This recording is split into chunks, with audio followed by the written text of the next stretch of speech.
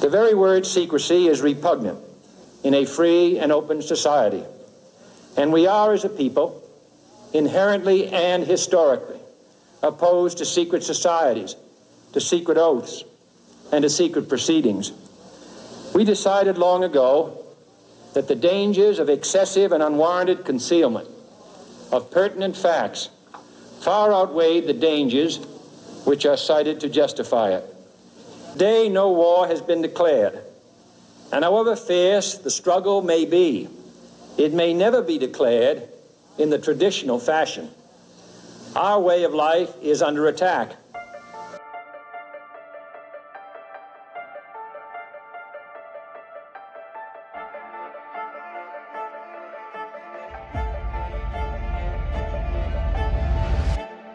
Those who make themselves our enemy are advancing around the globe. The survival of our friends is in danger, and yet no war has been declared. No borders have been crossed by marching troops. No missiles have been fired. If the press is awaiting a declaration of war, then I can only say that no war ever posed a greater threat to our security. If you are awaiting a finding of clear and present danger, then I can only say that the danger has never been more clear, and its presence has never been more imminent. It requires a change in outlook, a change in tactics, a change in missions by the government, by the people, by every businessman or labor leader, and by every newspaper. For we are opposed around the world by a monolithic and ruthless conspiracy that relies primarily on covert means for expanding its sphere of influence, on infiltration instead of invasion, on subversion instead of elections, on intimidation instead of free choice, on guerrillas by night instead of armies by day. It is a system which has conscripted vast human and material resources into the building of a tightly knit, highly efficient machine that combines military, diplomatic, intelligence, economic, scientific, and political operations. Its preparations are concealed, not published. Its mistakes are buried, not headlined. Its dissenters are silenced, not praised. No expenditure is questioned, no rumor is printed, no secret is revealed.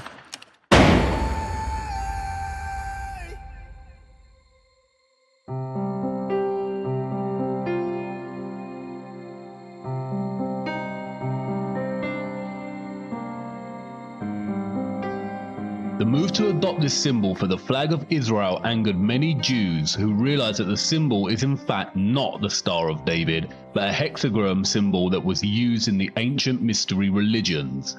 Many anti-Zionist Jews have since gone on to participate in annual flag burning rituals. It is in the biblical figure of Solomon that we can trace the true origins of the six-pointed star or hexagram. Solomon called the star the talisman of Saturn, or what became known as the Seal of Solomon. As we see, the bull's head is enclosed in a six-pointed star and surrounded by the letters composing the name Remphan, the planetary genius of Saturn, according to the alphabet of the Magi. The bull represents Moloch worship, which we will look at shortly, but first we need to examine two passages from the Bible that provide more detail on Solomon. Kings 11, 1-5 in the Bible features this passage.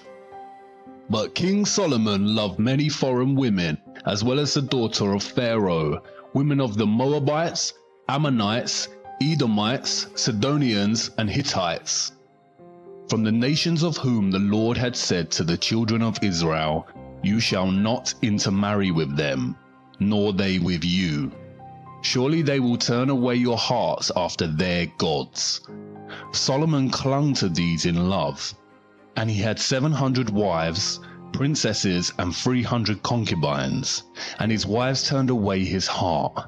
For it was so, when Solomon was old, that his wives turned his heart after other gods, and his heart was not loyal to the Lord, his God, as was the heart of his father David. For Solomon went after Ashtoreth, the goddess of the Sidonians, and after Milcom, the abomination of the Ammonites. Ashtoreth here is a female goddess and the same goddess as Ishtar in Babylon, Isis in Egypt. The Romans called her Diana, and the Greeks Artemis, and the symbol is Venus. Milcom here is a male god, and its root word means king or Baal. It is the same god that is referred to as Moloch, or Nimrod in Babylon, Osiris in Egypt, Baal in Sidon. There are overlaps with Zeus in Greek culture and Jupiter in Roman culture. The symbol is Saturn. As the passage makes clear, Solomon fell in love with the women of Egypt and began to worship these false gods. Two other passages from the Bible directly reference the symbol of the star, or the seal of Solomon, or the talisman of Saturn. But ye have borne the tabernacle of your Moloch, and Chion your images, the star of your God, which ye made to yourselves. In another passage, just before being stoned to death by the Jews, Stephen accused the Jewish leaders. And you took up the tent of Moloch, and the star of your god Remphan, the figures which you made, in order to worship them. As you see, the star in the Bible is directly correlated with the god Moloch and Remphan. Remphan is another word for Saturn. If you study the geometry of the star, you realize it has 6 points, forms 6 equilateral triangles, and its interior forms a 6-sided hexagon. The 6 points, 6 triangles, and 6 sides of the hexagon equate to 666, the specific number that the Bible designated as the mark of the beast, or Lucifer's number. As Revelation states, "Here is wisdom.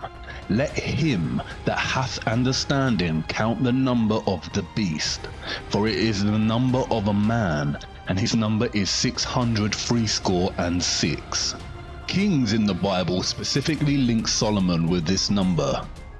Now the weight of gold that came to Solomon in 1 year was 666 talents of gold. The Bible specifically states that it was Solomon that used the star and not David.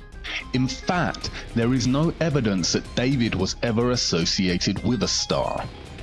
We've seen how Freemasonry had been infiltrated and overtaken by the Rothschild Illuminati agenda. Here is what Albert Pike, a Freemason in the 1800s, said about the secret society. Masonry is a search after light. That search leads us directly back, as you see, to the Kabbalah. Kabbalah is the key of the occult sciences. The true philosophy, known and practiced by Solomon, is the basis on which Masonry is founded. It is not only Albert Pike himself who reveals the links between Freemasonry, Solomon, and the Kabbalah. The symbolism of Freemasonry and the Illuminati all overlap with recurring themes of Saturn and the numerology of 666. You see, what Pike is really referring to here is the occult practices of Solomon that are traced back to ancient Egypt and Babylon, and that secretly worship the god of Saturn, or otherwise known as Moloch, or Baal, or Nimrod. In 2012, NASA released yet another CGI image, this time of Saturn's North Pole. In addition to looking very fake and absurd, the image presents the world with what is termed as Saturn's hexagon. As you can see, when connecting the lines within a 6-sided hexagon, it produces other shapes. First that of a cube by joining 3 lines, and then that of a 6-pointed star or hexagon by joining 6 lines. Studying the root word of Kabbalah, I soon realized that Kaaba in Arabic means cube, and Allah means God. Therefore, the literal translation of Kabbalah in Arabic means cube god. And then it dawned on me, I had seen the cube before. In fact, I had seen it everywhere. Here is the cube, or Kaaba, in Mecca that forms part of Muslim worship. As you can see, those worshipping the cube form circles around it, much like the rings of Saturn. Here are Orthodox Jews in their morning prayer, using the tefillin, or the black cube with scrolls inside attached to their foreheads. Here is the Pope, with the six-pointed seal of Solomon on his hat. Interestingly, if you take the 2D shape of the crucifix and begin to fold it into a 3D shape, it produces a cube. In Hinduism, the hexagram is more commonly known as Shakon. It is the union of Shiva, who represents the male, and Shakti, who represents the female. Hindus also refer to Shiva as Kabbalah Ishwara, the Lord of the Kabbalah. And did you know that there are huge monuments to the black cube throughout the world? Here is a 9/11 memorial from above. An inverted black cube within another inverted black cube. Furthermore, the Saturn symbolism is not just specific to religions and memorials. Even the everyday life of a so-called atheist is rife with Saturn symbolism. And this is not just limited to the cube itself or the star. The rings of Saturn populate our everyday world. We all live by the symbol of Saturn without realizing it. The symbol of Saturn is inextricable from the number 6. Saturn is the 6th planet from the Sun in the heliocentric model. Also, Saturn Day, or what we now refer to as Saturday, is the 6th day. If you look closer at the Freemason square and compass, it is indeed a broken 6-star hexagram. When linking the letters that spell Mason on the $1 bill, you get a 6-pointed hexagram with the Eye of Providence, or the Eye of Horus, specifically highlighted. Horus, again Egyptian gods. Saturn has also become inextricable with Satan or Lucifer. As Manly P. Hall writes, Saturn has also been associated with Satan, and this for numerous reasons. First, many authors argue that the word Satan is derived from the word Saturn. Second, Saturn is associated with the color black, as well as Satan. Third, ancients considered Saturn to be the furthest planet from the Sun, the latter being associated with the principle of good. Saturn is consequently the celestial body that is the less exposed to the Sun's divine light, and thus associated with the coldness of the principle of evil. Finally, the great god Pan, the horned deity, represented Saturn in ancient paganism. This half-man, half-goat creature is considered the ancestor of our modern depictions of Satan. Pan was a composite creature, the upper part, with the exception of his horns, being human, and the lower part in the form of a goat. The pipes of Pan signify the natural harmony of the spheres, and the god himself is a symbol of Saturn because this planet is enthroned in Capricorn, whose emblem is a goat. The pagan Pan also has other guises such as Baphomet, the half-goat, half-human, who has associations with Satan and Moloch. Like Saturn, Illuminati Freemasonry symbolism is prevalent throughout our society in the form of corporate logos and, as Albert Pike said, Freemasonry is the following of the philosophy of Solomon. It is also inextricable from the symbolism of Satanism. Here are some of the most recognized corporate logos we come across in our society today. Rebranding of old Masonic symbols and the emphasis on 666. 666, or the mark of the beast, is repeated throughout corporate symbolism. For instance, World Wide Web, or WWW in Jewish gematria, is 666. It is also used for the logo of the Monster energy drinks. It is also a recurring motif along with the single one eye of Providence. Many celebrities and politicians have been photographed making the 666 hand sign around the eyes. The sign forms a 6 and the 3 fingers indicates 3 score, or in other words, 666. Zechariah 11:17 mentions the eye in specific reference to straying from God and into Satan worship. Woe to the idle shepherd that leaveth the flock. The sword shall be upon his arm and upon his right eye. His arm shall be clean dried up, and his right eye shall be utterly darkened. And as we see again, many celebrities and famous people covering one eye, a gesture paying homage to the eye of Horus, the eye of Providence, and the darkened right eye of Satan.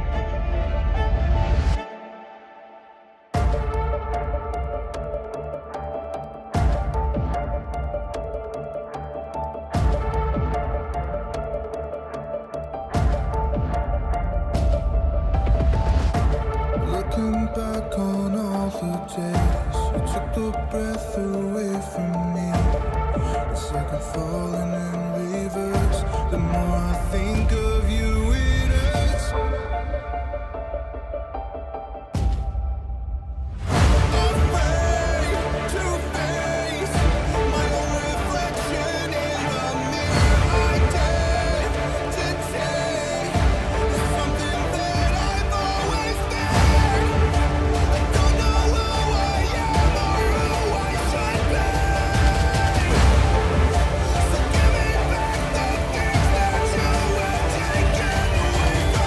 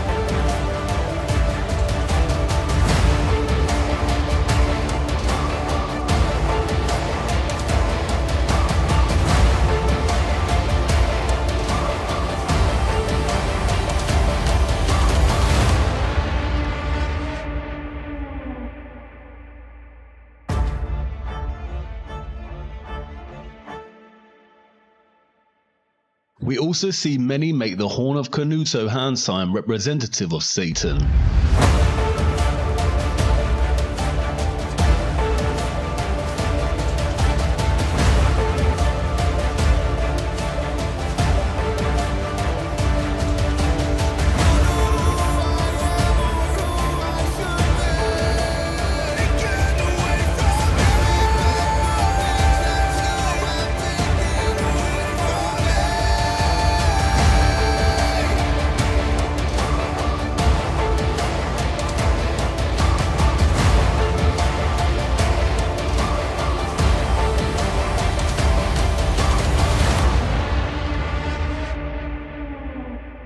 The symbolism is literally everywhere.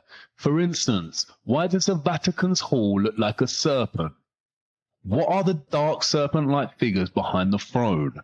And why was the Vatican's telescope initially named Lucifer?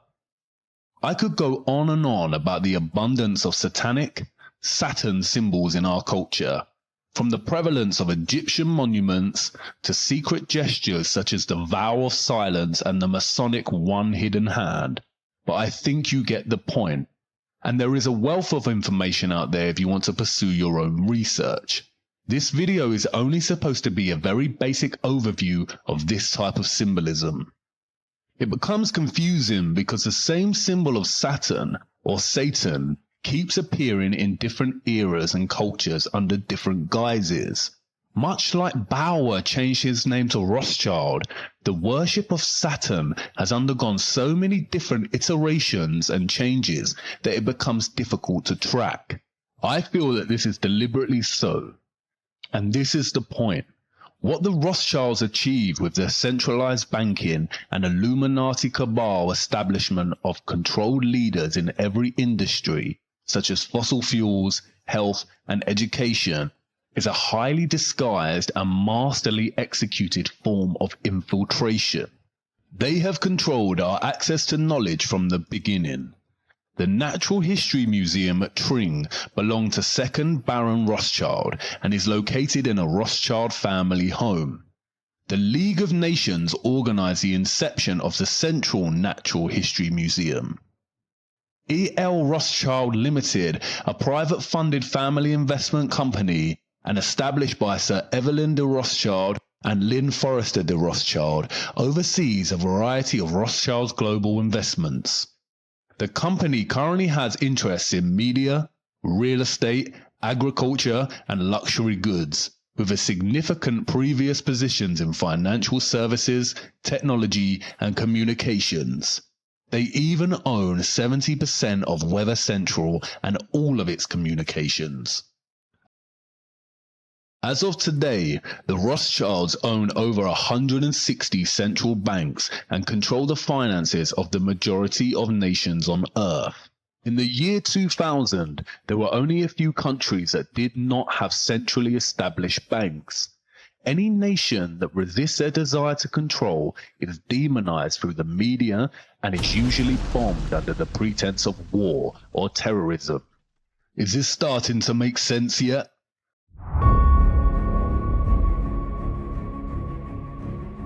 As we saw in the previous episode, all wars are deliberately choreographed, as are all politics. The opposing forces of the political left and right is all theatre to produce the illusion of choice. They are all players on the world stage whose autonomy and real governing power is limited by the elite powers such as the Rothschilds. It is the same with corporations, products, and the media. The illusion of choice, when in fact they are all owned by the same top of the pyramid companies that are in the pockets of the Rothschild elite. You can discover this yourselves by just following the money. The primary aim of the Illuminati cabal is to establish a Novus Ordo Seclorum, as stated on the $1 bill, and which means a new order of the ages, or a new world order. The agenda of this order is to establish a globalist one world government, with a world military, centralized banking, health, education, and religion. Here we can see the former Israeli president Shimon Peres, a Rothschild puppet, meeting with the Pope to discuss uniting all religions under one world religion. And I can bet you that the one world religion would carry the symbol of Saturn. Again, I will not go into much depth about globalism and the New World Order agenda. There is a wealth of material on the internet if you are interested. The Rothschilds and the Rockefellers are just one of the many governing cabal elite families that run and rule our world. Doing justice to the complexity of this would require its own video series. My main objective is to give you a brief overview of the Rothschild's power complex and its grip on our world, and to show you the prevalence of satanic symbolism that stems from this power complex, as it is the key to understanding the lie behind the heliocentric model of the Earth, and why they would deliberately hide that our Earth is a flat, disc-like plane. Despite being studied and used by different Jewish sects today, the Kabbalah is not exclusively Jewish. It has ties that go beyond Judaism. Jewish mysticism originated with the apostate Israelites and ancient Egypt and Canaan, during the time of the serpent religions of the Canaanites and Egyptians, all of which trace back to Babylon. And, as I have shown you, this is evident in the symbolism. Does this mean that Orthodox Kabbalah Jews secretly worship Saturn or Satan? No. What the Rothschilds and their puppets have successfully achieved is a worldwide worship of Saturn or Satan in its various guises through deception and infiltration without the world knowing it. I am not suggesting that Jews in general worship Satan, especially in their study of the Kabbalah, nor am I suggesting that Muslims in their prayer to the Kaaba or Catholics visiting the Vatican are Satanists.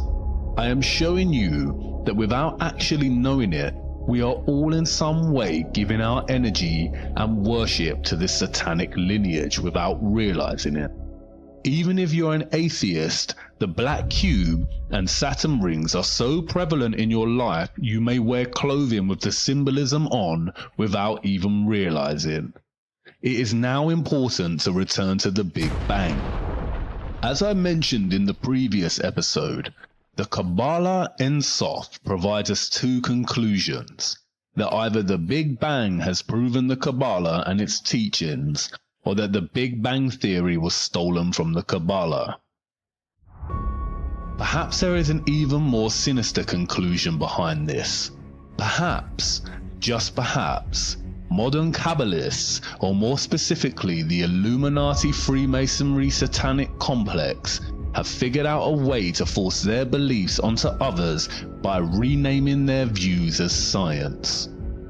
Perhaps atheism is not atheism at all, but a deceptive form of Saturn worship, which encourages people to forsake the idea of God and creation and adopt randomness, nihilism, or the idea of nothingness, and is achieved through none other than widespread institutional control and infiltration of the sciences by the Rothschilds, Rockefellers, and other puppets. And when met with any opposition is shame from the so-called scientific community. In a nutshell, atheism legitimized coincidence. What about all the central scientific figures supporting the heliocentric model and the theory of the Big Bang? Well, here is a photo of Zionist Albert Einstein dining with Lord Rothschild. Isaac Newton was a Freemason and had a keen interest in the occult. And all big NASA figureheads and astronauts are Freemasons and openly display this, as does Neil deGrasse Tyson. There exists an organization called the Anti-Defamation League, which serves as an instrument to try and convince everyone that any mention of the Rothschilds and their allies is an anti-Semitic attack on all Jews. This is given historical weighting by the Rothschild choreographed Holocaust and also controlled by the Rothschild-Rockefeller media complex. All major mainstream media outlets can be traced back to their control. As David Rockefeller stated at the Bilderberg Conference in 1991, "We are grateful to the Washington Post, the New York Times, Time magazine, and other great publications whose directors have attended our meetings and respected their promises of discretion for almost 40 years.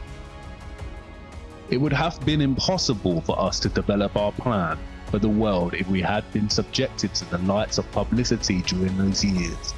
But the world is now more sophisticated and prepared to march towards a world government. The supernatural sovereignty of an intellectual elite and world bankers is surely preferable to the national autodetermination practiced in past centuries." The official controlled narrative states that the Rothschilds are Jews. They are not. They are Satanists. Satanism is the hidden religion that rules the world, and its presence is so prevalent and insidiously woven into the fabric of our everyday lives it is shocking.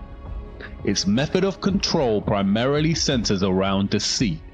Just as the Mossad phrase states, by way of deception, thou shalt do war. And I want you to really marinate on this.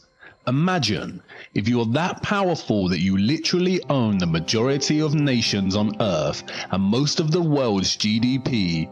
If you had an agenda, is there anything that would be able to prevent you? Would people in power or of fame be able to speak out against you without it having dire consequences? Really consider that kind of wealth and power. It is becoming more and more evident. We have been deceived on the true nature of our Earth. And I understand that what I am telling you probably sounds just as ludicrous and ridiculous as when I first mentioned that the Earth is flat. And I know you are on the brink of turning this off and writing it off as garbage conspiracy theory. But let me tell you this, conspiracies are real. It's the lack of evidence that makes them a theory. Stay with me. As I said before, you cannot tell people the truth, you must show them. Do not take my word for it. I cannot just make claims that there is an elite body of people that worship Satan and have operated throughout time by deceiving the common people as to the true nature of the world, and that they have full control over all the information we receive. Prevalent Satan symbolism and the history of the Rothschilds is not enough proof or evidence. If Satanism is real, then I need to show you the true evil of such worship, before I show you what they are covering up with NASA. Come with me now to part 7. We are nearly through this rabbit hole.